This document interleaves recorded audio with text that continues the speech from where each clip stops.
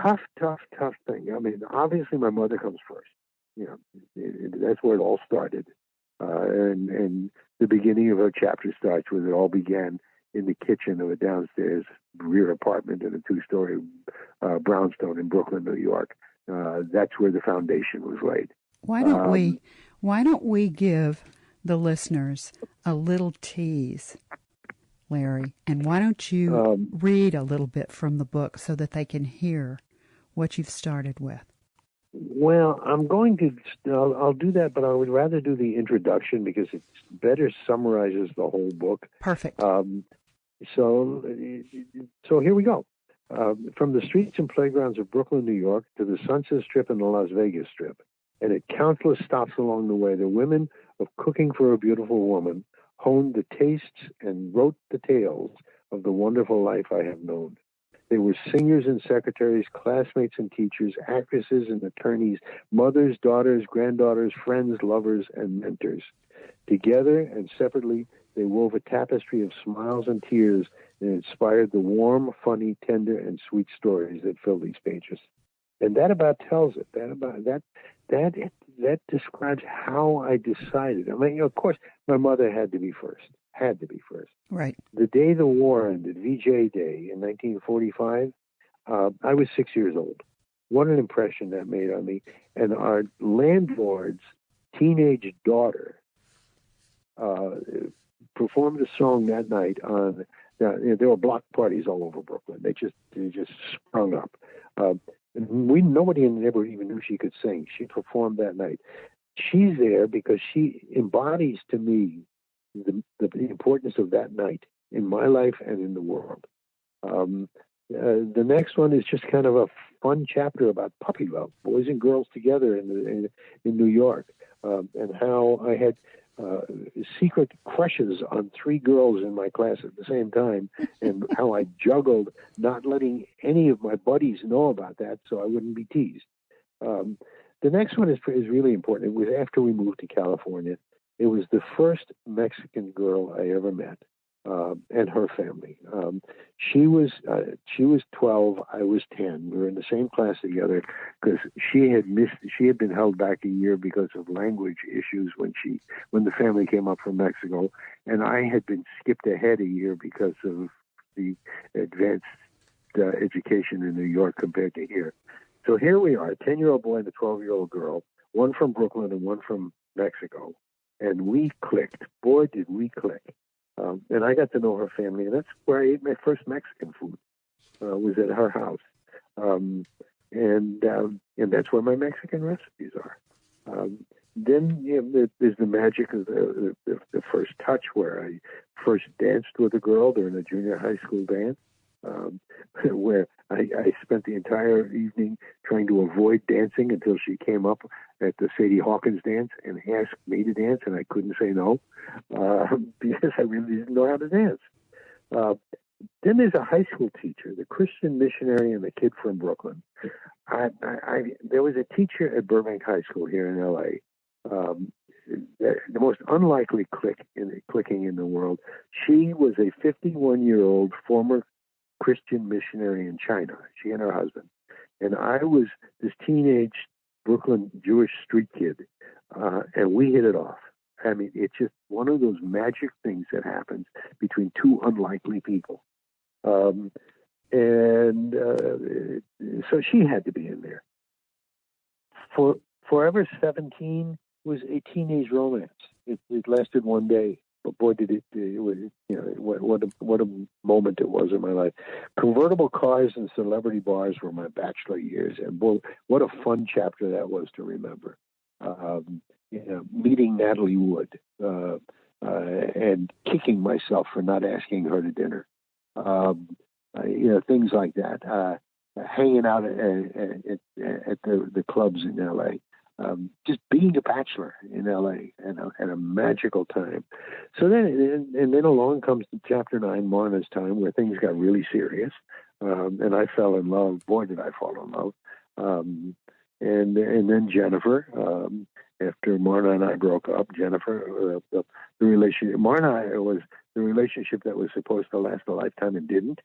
Jennifer was a relationship that we stumbled into, and it lasted 52 years. And then there's the Tilly chapter, the indomitable survival. And then the granddaughters. Boy, being a grandfather of granddaughters, what a life-altering experience that is. What a life-altering experience. The first time somebody called me granddad, I looked around to see who they were talking to. I love it. But we've got 3 granddaughters. One is 16 and driving. Oh no! Yeah. One is 10 and recently took over running the household because mommy, daddy, and her sister all came down with mild cases of COVID, but enough to where it sidelined them. So 10-year-old Elise took over cooking breakfast and lunches and just, proved that she was far more mature than anybody realized she was. She has the cooking gene. Well, my son Lloyd is a really, really good cook. Much more adventuresome even than I am. I mean, he cooks sous vide. I can hardly say sous vide. But he's doing now what I did at the same age, in the 40s and 50s, dinner parties at the house all the time. I used to do that incessantly. We'd have, 6, 8, 10 people here at the house, friends, and I would cook ethnic meals, Chinese dinners, Greek dinners. I'd find the ethnicity of one of our guests and cook a meal based on that person's background. And Lloyd's doing the same thing now. Elise seeing Grandpa Larry and Daddy Lloyd cooking all the time, picked it up. I mean, first she wanted to make pancakes, then she wanted to make scrambled eggs, and now she just loves being in the kitchen. So that's it was just a chronological thing of what were the lines of demarcation throughout my life and realization that it really was women. This did not start out to be this book. I know I'm rambling, but there's a natural segue here. Back in 1986, I decided I wanted to write a cookbook. Oh, 1986. 1986. Wow. So I went and I enrolled in a course at UCLA night school in cookbook writing. And after one session, I realized I didn't have a cookbook, that you could have a million great recipes. That doesn't make a cookbook. There's got to be a story. Either that or you have to be a celebrity or a nutritionist or there's got to be something else, not just great recipes. And for years, I pondered on what that could be. And I started writing, and it was a very different flavor than this book.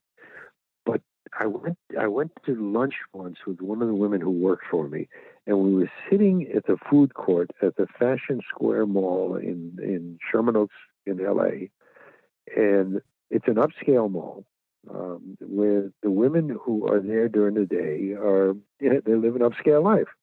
And it suddenly dawned on me, Kathy, that's my book, Cooking for a Beautiful Woman. And she said, yeah, that's it. Because she realized, Kathy had worked for me for 24 years, and she realized how much I preferred the company of women to men, how I really don't like men in groups of more than one, how I appreciated women, and how important they were in my life. There was a point in my political career where I had elected more women to public office than any other consultant in the country. Not because I set out to do that, it just happened. So when I said that to Kathy, she said, yeah, that's it. And that's when I went to work on what ultimately became this book. Well, we need to tell the listeners where they can find it.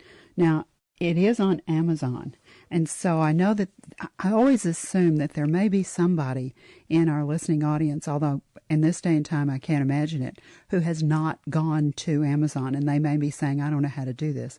It's very simple. All you do in your browser at the top of your computer is type in www, the word Amazon, Amazon.com, and then click on that. and it'll bring you up to Amazon's homepage. Now, the first time you go there, it's a little bit intimidating because there's all this stuff.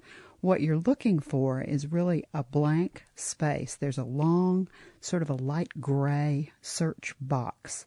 In that search box, type the title of the book. Larry's book is Cooking for a Beautiful Woman, The Tastes and Tales of a Wonderful Life by Larry, Larry, Levine, Levin. Click on that, and the book comes right up. Suzanne? Yes. It's I-N-E. There's an E at the end of it. Levine, Levine. Yeah. Did I leave off the E? Yes. Okay, we got it. Okay, now, we got it. Who is this that's on the cover of the book? That is my mother.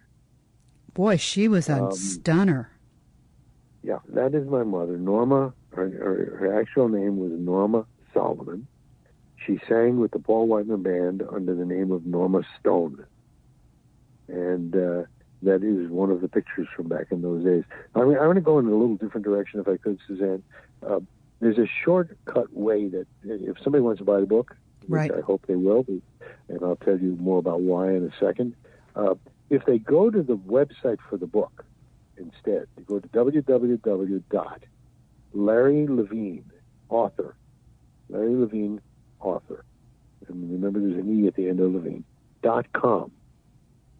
That will take you to the website for the book, where you can read the introduction, you can look at the table of contents, you can look at the index of recipes, you can see photos and short stories of some of the women, you can read some of the reviews of the book, and you can click on Buy the Book. And if you click on Buy the Book, it will offer you three choices. You can go to Amazon to buy it, Barnes & Noble to buy it, or the publisher, Archway Publications, to buy it. So I think it's a quicker and easier way than getting established with Amazon and having to go through all that. So go to www.LarryLevineAuthor.com, click on Buy the Book.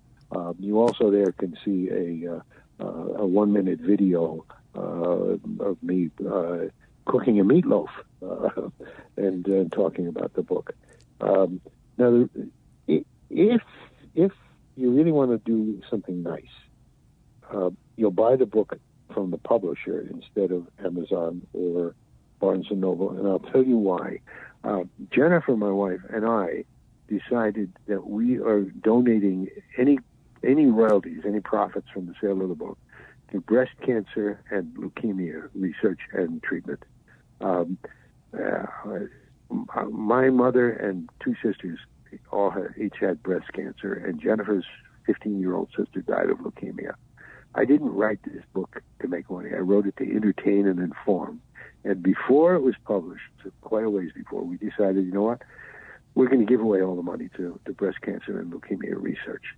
And if you buy the book through the publisher, through Archway, my royalties are greater, so it increases the amount of money we can give to cancer and leukemia research. If it's more convenient for you to buy it from Barnes & Noble or Amazon, that's fine, too. That's fine. I think that this is just so wonderful that you're doing this. Not only, it just creates, in my mind, a real win-win, because someone will get a wonderful book, not only with terrific stories, but terrific recipes as well, and at the same time, they'll be doing something positive to help someone else. As a breast cancer survivor myself, I want to say thank you very much for doing that, because I think it's so important. Well, thank you for that comment. And I remind everybody, it's August, but holiday gift buying is not that far away. Perfect Christmas present. This book makes a wonderful holiday gift. Wonderful holiday gift. As I said, there's 102 recipes, easy recipes 101 easy recipes plus my mother's gefilte fish recipe, which is a very difficult recipe, but it's really funny. What I did is I took the 3x5 card on which she wrote the recipe, hand wrote it, and I printed it verbatim in the book with all of the grammatical and spelling and punctuation errors. And when she went with the instructions on what to buy for it, she says, "Tell the man you want." and then she gives me the list of fish. And then I do the user-friendly version of that same